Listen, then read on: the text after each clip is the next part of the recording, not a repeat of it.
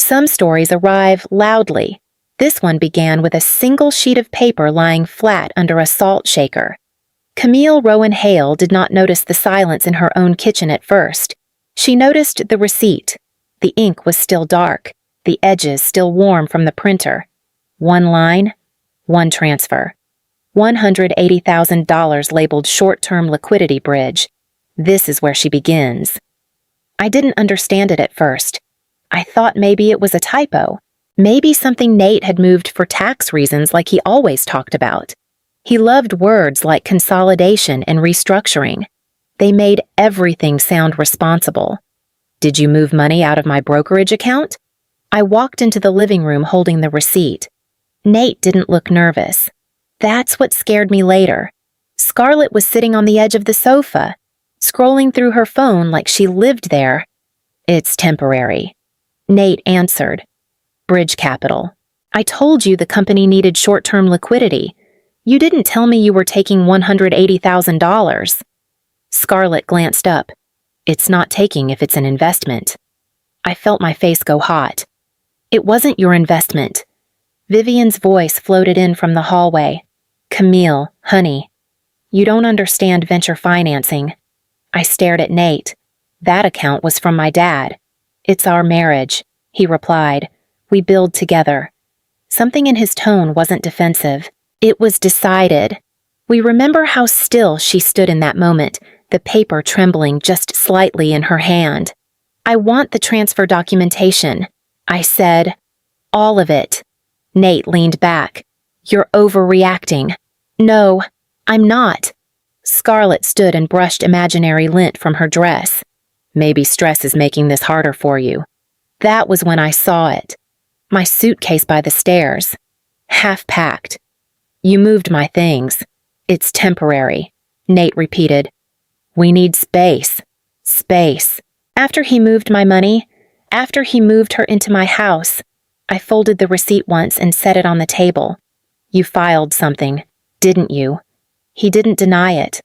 A small notice from the court lay beside the printer. Temporary separation. Pending custody review. If this already feels personal, stay with us. What followed only deepened. I didn't cry. Not then. I just looked at him and understood that this wasn't a mistake. It was a plan. I didn't sleep that night. The suitcase stayed by the stairs like a warning. By morning, Nate was at the kitchen island with his laptop open, typing like nothing had shifted. Scarlett wasn't there, but her coffee mug was. Lipstick on the rim. Not mine. We need to handle this like adults, Nate began. Calm, almost rehearsed. The transfer was strategic. The company's in a growth phase. That wasn't company money. It was my inheritance. Our inheritance, he corrected without looking up. You're my wife. I leaned against the counter because my legs felt unsteady. You moved $180,000 without my consent. You signed the joint access paperwork months ago for household expenses, not to bankroll you. He closed the laptop slowly. Camille, investors expect momentum. I can't look unstable right now. Unstable. The word landed heavy. Vivian walked in, adjusting her bracelet. Nate's under pressure. Maybe this isn't the time to question him. It's exactly the time. Nate rubbed his temple. You've been fragile since your dad passed. I've been carrying a lot. I'm grieving. That's not the same as incompetent. He stood then, voice lowering. I filed for temporary separation. It's precautionary.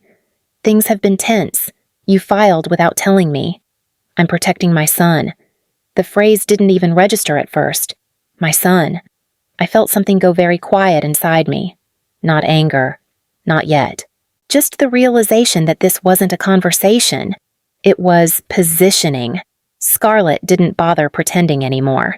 She was in my kitchen the next afternoon, barefoot, leaning against the counter like she'd grown up there. Elliot was in the living room with blocks, humming to himself. The sound of plastic pieces clicking together felt too normal for what was happening. I need your phone charger, she called toward the hallway. Not to me. To Nate. It's in the office, he answered. I watched them from the doorway, The way she moved around him, too familiar, too practiced. Later, when Nate left to take a call, his phone buzzed on the desk, just once. A preview flashed before the screen dimmed. Can't wait until this is done. S. I stood there longer than I should have. My hands felt cold even though it was humid outside. I picked up the phone. He hadn't changed the passcode. There were weeks of messages, not just flirting. Plans. She's emotionally unstable. Once the separation's filed, assets get reviewed.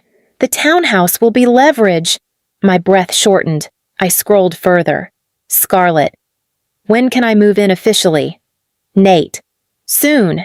Just need the court to see I'm the stable parent. Stable parent. He came back down the hall and stopped when he saw me holding the phone. You went through my messages. You're sleeping with her. He exhaled sharply. Lower your voice. You're using my inheritance to fund your company while planning to push me out. It's not that simple. It looks simple. Scarlett stepped into the doorway behind him. Camille, you're twisting this. I turned the screen toward her. You asked when you could move in. She didn't flinch, because this house needs stability. The word again. Nate took the phone from my hand. You're spiraling. That's exactly why I filed for temporary custody review. You filed what he met my eyes evenly. Emergency motion. Just precautionary. My throat tightened. Elliot laughed from the living room, stacking another block. Everything around me was still standing, but it wasn't mine anymore. By the end of the week, my things were in 2 duffel bags.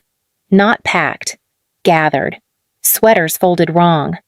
Elliot's dinosaur pajamas shoved in with my shoes. I moved quietly while Nate sat at the dining table reviewing something on his laptop. Scarlett was upstairs. I could hear her footsteps in what used to be my bedroom. I'll send the rest later. Nate offered without looking up. I don't want the rest. He tapped the table once with his finger. You're making this harder. For who, he didn't answer. Elliot clung to my leg while I zipped the second bag. His hair smelled like the shampoo I bought last month.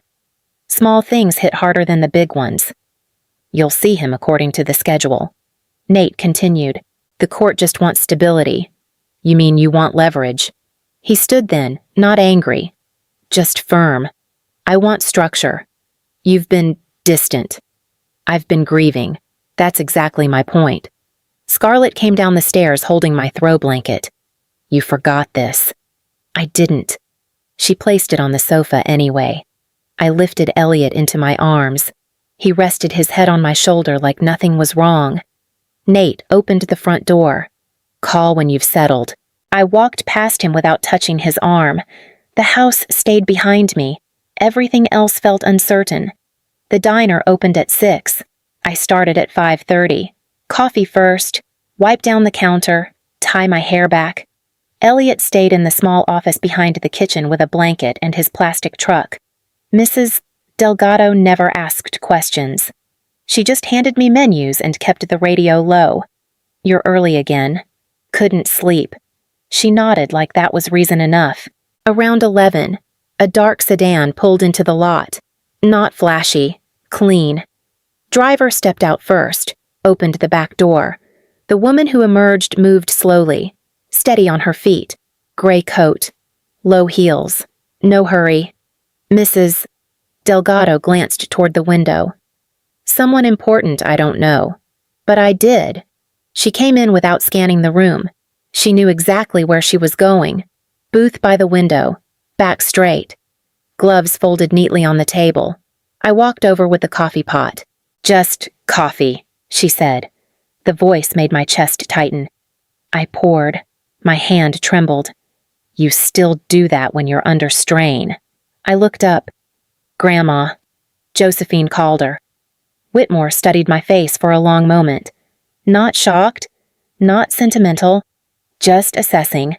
I received a call from the estate attorney who oversees the trust your father established. She began evenly. A transfer of $180,000 was initiated from your separate brokerage account into Mercer Technologies. My throat felt dry. Nate said it was short-term liquidity. The trust requires written consent for distributions beyond household use, she continued. Your signature was not attached. I sat down without asking. You've been monitoring it. The estate monitors itself, she corrected gently. Irregular movement triggers review. Toward the kitchen door. And Elliot. With her gaze shifted briefly toward the kitchen door. And Elliot with Mrs. Delgado. A slow breath. Not anger. Calculation. He filed for temporary custody review. I said quietly. That was the first time her composure shifted. I see. Mrs. Delgado called my name from the counter. I didn't answer. Josephine folded her hands. Camille, she said, voice steady but firmer now. Tell me everything. From the beginning. We stayed in the booth after closing. Mrs. Delgado locked the front door and took Elliot to the back with a cookie and a paper cup of milk. The diner felt smaller without the lunch noise. He moved $180,000, I said, straight out of the brokerage account. He said it was temporary. Josephine didn't rush to answer. She placed her gloves beside the coffee cup and looked at me. Not past me. That account is titled in your name, she said carefully. It was funded through your father's estate, under South Carolina law. Inherited assets are generally considered separate property. I gave him online access. For bill payments, she clarified. Access does not equal ownership. But we need to see exactly what authority he had. The language matters. I nodded slowly. I hated that she was right. If he transferred funds beyond the scope of what you authorized, she continued, that could be unauthorized use, possibly a breach of fiduciary duty, depending on how it was represented. And the company I asked. She took a breath. My investment firm participated in an early funding round through a holding entity. He was aware of capital, but not the source. So he thinks outside investors are backing him. He believes the company stands on performance. She replied, in reality, governance standards apply. I looked down at my hands. They were still trembling. He filed an emergency motion for temporary custody review. I said, claimed I'm unstable. Josephine's expression hardened, but only slightly. Family court and financial review are separate processes, she said evenly. However, filing that motion while moving significant funds raises questions about intent. I swallowed. He positioned it. I whispered, like I was the risk. She held my gaze. Then we respond through proper channels. She said, with documentation, not emotion. From the back room, Elliot laughed again. For the first time in days, I felt something steadier than panic. Structure. 4 days later, Nate called. I was refilling ketchup bottles when my phone vibrated across the counter. I stepped outside before answering. What did you tell them? His voice wasn't loud. It was strained. I spoke to my grandmother's attorney. He exhaled sharply. The board issued a notice of internal review this morning. They're requesting documentation for recent capital transfers. From my account. You gave me login access. For utilities and mortgage payments. He ignored that. They're questioning whether the transfer complied with governance policy. Legal is involved now. That sounded different from panic. More procedural. More real. They haven't frozen operations, he added quickly. But they've asked for clarification before releasing the next tranche of funding. I leaned against the brick wall. So, respond. It's not that simple. They want written authorization. They want to see your consent. Silence stretched between us. You filed an emergency motion in family court the same week you moved that money, I said quietly. That timing matters. That has nothing to do with this. It will if intent becomes part of the review. I heard Scarlett's voice in the background, low and tense. This is escalating, Nate said. If investors lose confidence, payroll could be delayed. I didn't move $180,000, I replied. The diner door chimed behind me. You need to fix this, he insisted. I'm fixing my side, I said, and ended the call. Nate showed up outside the diner just before closing. He looked different. Same suit, but wrinkled. Tie loosened. He didn't come inside. Just stood near the curb like he wasn't sure he was welcome. I stepped out after handing my apron to Mrs. Delgado. "We need to talk." He began. "We are talking." He ran a hand through his hair. The audit flagged internal transfers. They're reviewing everything, even the consulting agreement with Vivian. I waited. This wasn't supposed to spiral like this.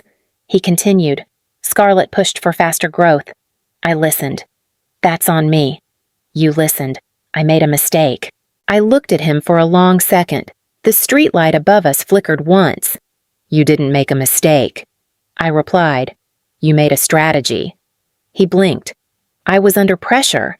Investors expect performance. You thought if you positioned me as unstable, the court would lean your way. That's not you filed an emergency motion for temporary custody review the same week you transferred $180,000. He exhaled sharply. "I can fix this." "Fix what?" "The company." "Or the marriage?" He didn't answer. From inside the diner, I could hear Elliot laughing at something on Mrs. Delgado's phone. Nate looked toward the sound, then back at me. "I never meant to lose everything," he said quietly. I nodded once. "You already did." The townhouse felt different when I walked back in. Not triumphant. Not dramatic. Just quiet. The audit had done its work. The transfer of $180,000 was formally documented as misappropriation of separate property. The funding behind Nate's company had been withdrawn. The emergency motion for temporary custody review was dismissed after his financial disclosures were amended under court order. There were still hearings ahead, but the ground had shifted. Josephine stood in the entryway the day I returned with Elliot. She didn't comment on the furniture, or the silence, or the absence of Scarlett's perfume. "The title remains in your name," she said simply, "and the education trust is secure. I don't want full access to the family portfolio." I told her, "Just guidance, and a structure I control." She gave a small nod. "That's wise." After she left, Elliot ran across the living room, his sneakers squeaking against the floor. He laughed like nothing had ever broken here. I sat on the couch and let the house settle around me. For a while, I thought stability meant marrying someone who looked strong. Then I thought it meant holding on to something expensive. Now I understand something simpler. Camille Rowan Hale doesn't need leverage. She needs ownership, not just of property, of her decisions, of her voice. That shift is the only part that stays. And if this story lingers with you, you already know why.